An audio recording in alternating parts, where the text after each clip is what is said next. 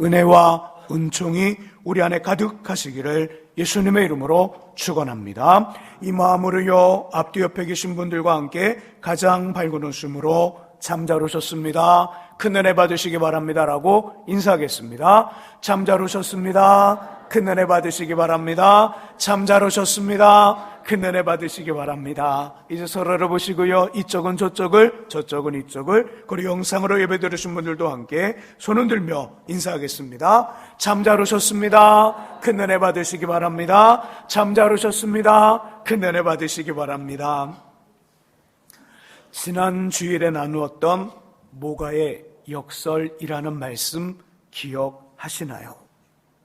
모가의 은은한 향기는 썩어갈 때 나는 냄새입니다. 보통 썩을 때 악취를 내는데 이것은 반대로 향을 냅니다. 그래서 역설이지요. 모가의 역설. 하나님의 단련도 이와 동일합니다. 피부에 난 상처는 깊어지면 깊어질수록 치료가 어렵고 문제가 심각하며 아프지만, 주님의 단련은 깊어지면 깊어질수록 도리어 맛을 내고요, 향을 내며 하나님과 모든 사람들에게 칭찬과 인정을 받는 진국이 됩니다. 주님의 단련을 통하여 하나님의 정금, 순금 되시기를 예수님의 이름으로 축복합니다. 그렇다면 생각처럼 쉽지 않는 하나님의 단련을 어떻게 견디고 이겨낼 수 있을까요? 오늘도 몇 주간 본문을 통해 그 답을 찾고자 합니다. 먼저 잘 기억하셔야 돼요. 오늘은 기억할 것 두 가지를 말씀할 거예요. 첫 번째는 이겁니다. 우리를 정금과 순금으로 만드시는 하나님의 방법을 기억하셔야 돼요. 어떻게 하면 쉽지 않은 하나님의 단련을 잘 견디고 이겨낼 수 있을까? 기억하되 우리를 순금과 정금으로 만드시는 하나님의 방법을 기억하셔야 합니다. 우리 10절을 함께 읽어보죠. 10절 읽으시면서 하나님의 방법 무엇인지 찾아보겠습니다. 10절 읽습니다. 그러나 내가 가는 길을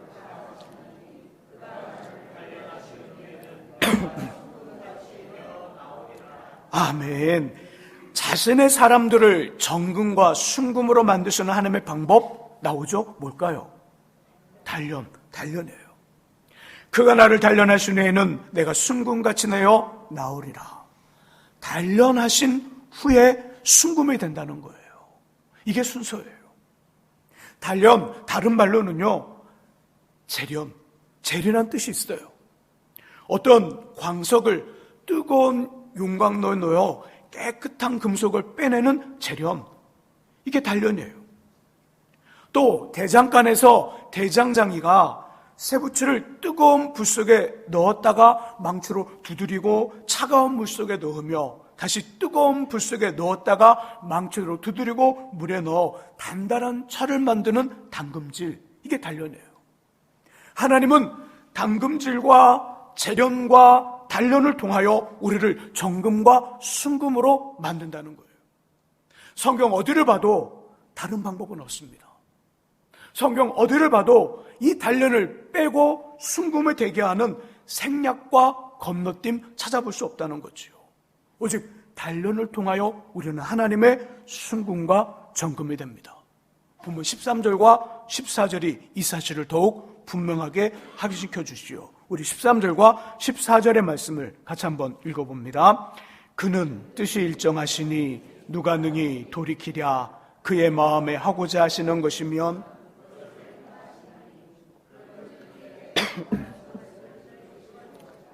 이런 일이 그에게 많이 있느니라. 아멘. 아멘. 맞아요. 하나님은 한번 세우신 뜻은 변하지 않아요. 하나님이 어떤 뜻을 세우시고 뜻을 세운 다음에 변하지 않고 그 뜻을 이루신다는 거예요. 그 마음에 하고자 하시면 한다는 거예요. 이런 일을 욥은 많이 보았다는 겁니다. 우리도 이런 일을 많이 보고 살아요. 곧 이 말씀 무슨 말일까요? 그렇다면 욥 자신에게도 현대를 살아가는 우리들에게도 앞으로 주를 고백하며 믿음으로 살아갈 믿음의 성도들에게도 동일한 일, 오직 즉 단련을 통해서만 주님의 정금과 순금이 된다는 거예요. 내가 이런 일을 많이 보았노라. 그는 뜻이 일정하니 누가 능히 돌이키랴. 그의 마음에 하고자 하시는 것이면 그것을 행하시나니 그러지 내게 작정하신 것을 이루실 것이라. 이런 일이 그에게 많이 있느니라.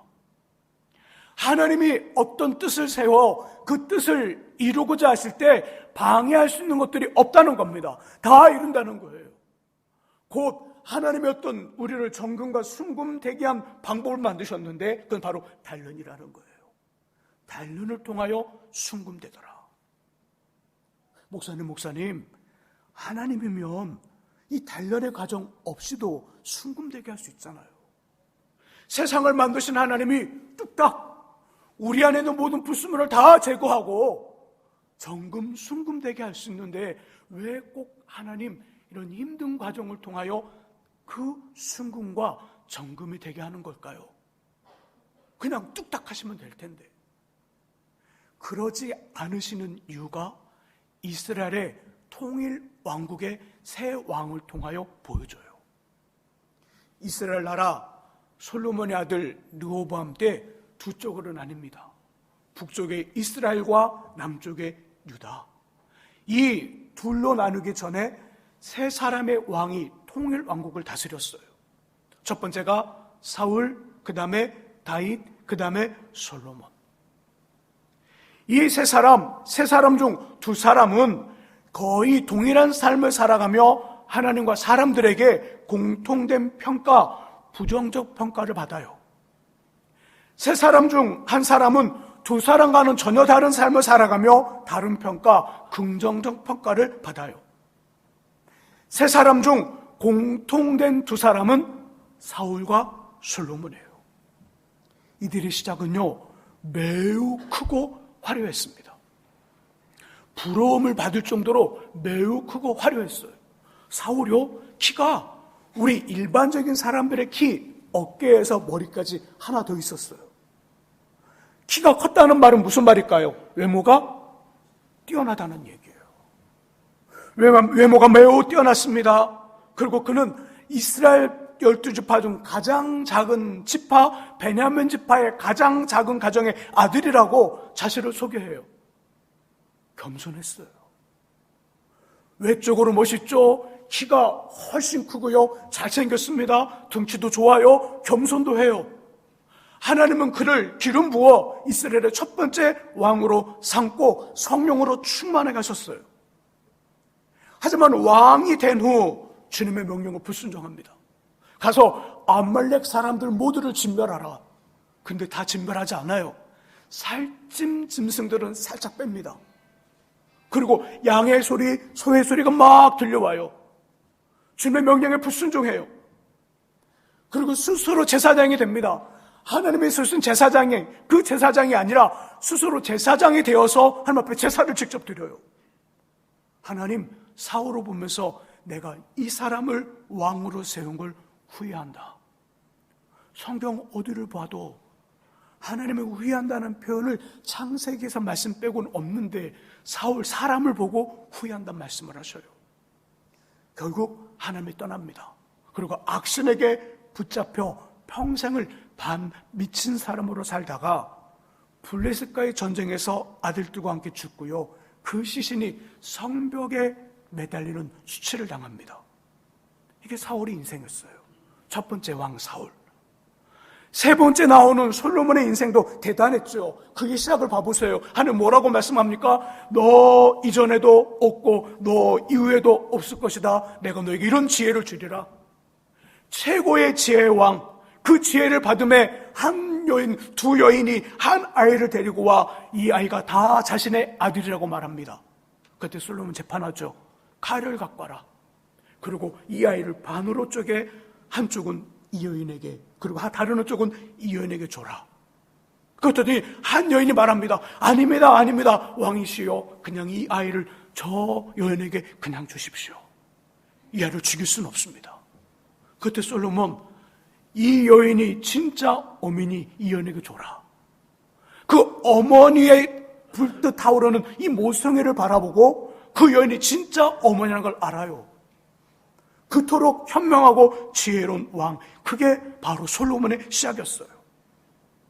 많은 시편과 잠언을 기록합니다. 주변 국가 사람들에게 한 번만이라도 만나보고 싶은 최고의 존경을 받는 왕.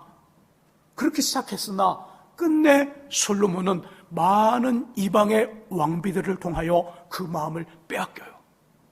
하나님을 잊어버립니다. 돌아오라, 회개하라는 주님의 명령을 무시합니다.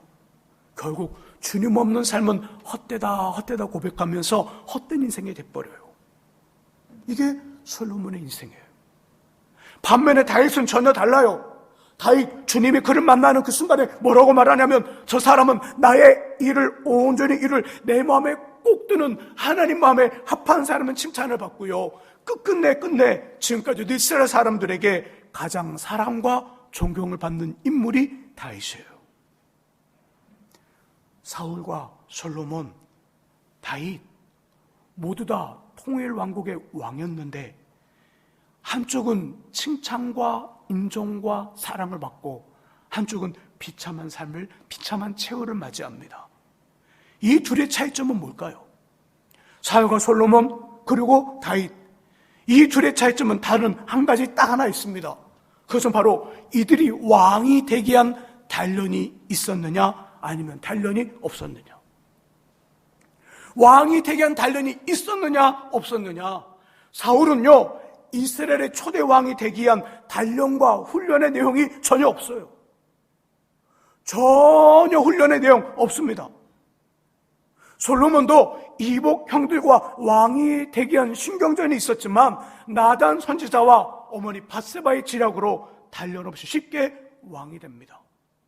그래서 두 사람은 왕이 된 후 왕이 되기 전에 가졌던 하나님을 향한, 사람들을 향한 순수하고 겸손한 마음을 잊어버리고요, 왕이라는 자리와 권력과 힘에 묻혀 변질됩니다. 하지만 다윗은요, 광야에서 배신당하는 훈련, 쫓기는 훈련, 자존심을 내려놓는 훈련, 자존감을 높이는 훈련, 그리고 가장 힘든 인내의 훈련으로 단련되어진 왕이 다윗이에요. 분명 중간에 실수도 있었습니다. 그러나 왕이 되기 전에 가졌던 그 마음, 그 믿음 그대로 끝까지 왕이 된 후에도 간직하며 하나님을 섬겨요. 백성들을 자신처럼 돌보는 성군이 됩니다. 우리도 마찬가지예요. 하나님께 받은 은혜와 복, 하나님의 선물이 우리에게 약이 되느냐 아니면 독이 되느냐, 그 구분점은요, 우리 안에 그 은혜와 복을 받기 위한 단련이 있었는가 단련이 없었는가, 그 차이에 있어요. 단련 없는 하나님의 은혜와 복, 선물은 우리에게 독입니다. 안 받는 게 나아요. 단련이 있는 다음 단련 후에 쫓아오는 하나님의 은혜와 복과 선물은 우리에게 약이지만, 단련 없이 하나님의 은혜와 복과 선물을 요구하고 받기를 원하며 어떻게 해서 받았다면 그건 빨리 놓는 게 나아요. 우리에게 독이 돼요. 단련 없는 건 우리에게 결코 좋은 일을 되지 않아요. 그래서 하나님, 우리를 순금과 정금으로 만드실 때 꼭 단련이라는 과정을 빼놓을 수 없다는 거예요. 우리를 위해서. 우리를 순금과 정금으로 만드신 하나님의 방법이 단련이라는 것을 꼭 기억할 수 있기를 주의 이름으로 부탁드립니다. 두 번째로 기억할 것, 단련 중 하나님이 우리에게 요구하시는 삶을 기억하셔야 돼요. 단련을 받을 때 하나님 우리에게 어떤 삶을 요구하실까, 어떤 모습으로 단련받기를 원하시는가, 이거 기억하셔야 된다는 거죠. 11절과 12절의 말씀을 같이 한번 읽어봅니다. 11절과 12절 말씀 읽습니다. 내 발이 그의 걸음을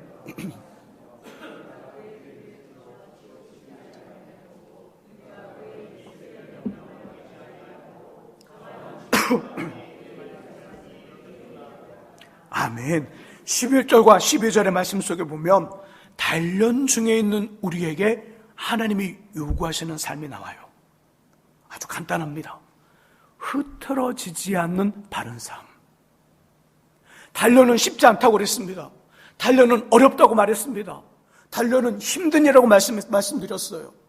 힘들고 어렵고 아픈 일, 이 아픈 삶의 모습 속에 하나님 원하시는데 흐트러지지 말라는 거예요. 흐트러지지 않고 바른 삶을 살아가는 거예요. 저의 발이 하나님의 걸음을 따릅니다. 마치 눈이 내렸는데요, 엄마와 아빠 함께 길을 가는 어린아이가 엄마 아빠가 나타나는 발자국을 보면서 그 발자국에 자신의 발을 놓고 살금 갑니다. 이 말하는 거예요. 단련 중에 나의 발이 하나님의 걸음을 따랐습니다. 나의 삶이 주님의 길을 지켰고 주님의 입술에서 나오는 명령을 어기지 않았습니다. 흐트러지지 않고 바른 삶을 살았습니다. 힘든 일이에요. 인내와 기다림을 요구하는 삶이에요. 마치 가마솥에 밥을 하는 것과 같은 것이 바로 이런 모습이에요. 흐트러지지 않고 단련 중에 흐트러지지 않고 바른 삶을 살아가는 것, 가마솥에 밥을 하는 것과 같더라. 요즘이야 그 전기밥솥이 다 밥을 하죠. 제일 유명한 것이 쿠천도 있고 쿠쿠도 있고. 그 외국에 나가서 이 동남아 같은 데 가면요, 밥이 그렇게 맛있대요. 그 쌀이 별로 안 좋은 쌀이잖아요. 왜 그런지 아세요? 거기서 일하는 식당에서 그 식당 사장님들이요, 우리나라에 밥통을 수입해갖고 그 쌀로 밥을 하니까 밥이 그렇게 맛있더래요. 원래 밥통 아주 잘 만드는 나라예요. 요즘 다 밥통에 밥을 하는데 옛날에는 가마솥에 밥을 했어요. 아주 저도 기억해요. 가마솥 이렇게 뚜껑 이렇게 큰 거 있죠. 이렇게 막 이렇게 보리쌀도 막 젓기도 마고 막 했던 거. 요즘 뭐 가마솥 삼겹살도 있던데 이렇게 해서 가마솥에 밥을 내면 어떻게 해야 돼요? 쌀을 씻고, 그죠? 가마솥에 딱 쌀을 넣은 다음에 물을 붓고 뚜껑을 닫고 막 불을 떼죠. 한참을 지나면 그 틈 사이로 보락 쌀 익는 냄새가 나요. 쌀 익는 냄새가. 그 냄새 진짜 좋잖아요. 그냥 막 코를 막 진동하고 구수한 냄새가 막 납니다. 이때 뚜껑 열면 돼요, 안 돼요? 이때 뚜껑 열면 꽝이에요. 꽝. 쌀은 익었을지 몰라도 씹히지 않는, 맛이 전혀 배기지 않는 그냥 설익은 밥을 만나게 돼요. 냄새 날 때 뚜껑 열면. 냄새 날 때 어떻게 해야 돼요? 이제 필요한 건 장작을 몇 개 꺼내고 불을 약하게 한 다음 기다리는 뜸들이기를 해야 돼. 뜸을 들여야 돼. 뜸을. 이 하나님의 단련은 이 뜸들이기와 같더라. 뜸들이기. 지금까지 달려온 만큼 기다리고 인내하는 거예요. 지금까지 달려온 만큼 이제는 인내하고 기다리되 단순히 시간만 때우는 기다림이 아니라 어떤 사람, 어느 정도의 사람인가가 보여지고 드러나는 이 싸움을 하는 거예요. 단련은 시간과의 싸움이 아니라 내가 어느 정도의 사람이 되는가, 사람됨, 인격, 때로는 믿음의 격, 어떤 이런 그것의 어떤 줄다리기 싸움이거든요. 이 싸움을 하는 거, 이 싸움을. 만일 단련이 시간과의 싸움이다. 정해진 시간을 채우고 정해진 시간을 때우는 시간과 관련되어 있다면 세상적인 방법으로 시간을 때우면 돼요. 영화를 보러 가든지, 아니면 카페에서 차를 마시든지, 아니면 등산을 가든지, 여행을 하든지, 술 한잔을 하든지, 아니면 노래방 가서 노래를 하든지, 어떤 쉬운 방법으로 시간만 때우면 되는데, 하나님의 단련은, 뜸들여 같은 이 하나님의 단련은 시간의 문제가 아니라 우리가 어느 정도의 사람이 되는가, 어떤 사람이 되는가, 사람됨, 그 사람됨의 싸움이다 보니까 이게 쉽지 않은 거예요. 그래서 정결함이 필요한 거예요. 정결함이 필요한 거고, 그렇기 때문에 이 단련의 과정은 힘이 들고, 그렇기 때문에 준비되는 과정은 흐트러지지 않는 바른 삶이 요구되는 거예요. 그러므로 뭐가 필요할까요? 은혜가 필요한 거예요. 하나님 우리를 정금으로 만드시는 방법은 단련이더라, 그 단련 중에 하나님이 요구하시는 삶은 흐트러지지 않는 바른 삶이더라. 흐트러지지 않는 바른 삶을 살게 해서 우리에게 필요한 건 은혜라는 거예요. 은혜, 단련 중 힘든 마음을 이기게 합니다. 은혜, 단련 중 포기하고픈 마음을 극복하게 만들어요. 은혜, 단련 중 피곤한 영혼과 고달픈 육체를 치유하는 힘이 있어요. 은혜, 단련 중 우리에게 기쁨을 줘요. 즐거움을 줘요. 다시금 단련의 현장에 나아가 머물고 승리하게 하는 것이 은혜예요.